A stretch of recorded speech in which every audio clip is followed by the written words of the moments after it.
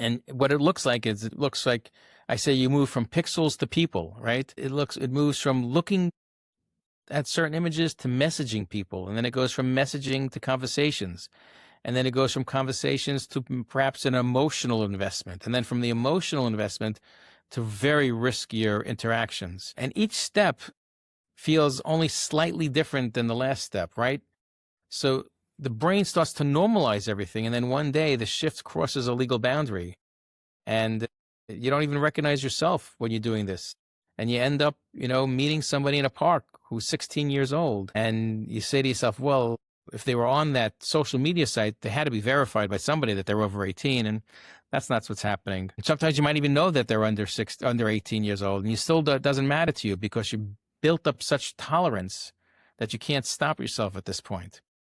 And the message I really want to give to everyone is like, see the telltale signs. The more secrecy that's building in you, that's more of a sign that you need to get help, that you need to go ahead and speak to a therapist, speak to a priest, speak to a rabbi, speak to a friend, get help.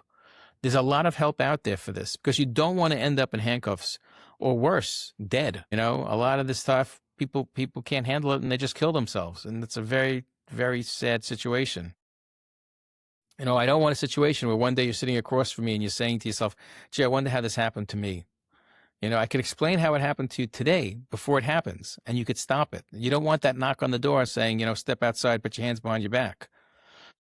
After arrest, it's the worst shame, the worst guilt. You already feel like you did something wrong. Sometimes you feel you are wrong, that you're a wrong person. All right, the shame is isolating. Friends start to pull back. Community distances themselves from you. Your entire identity collapses.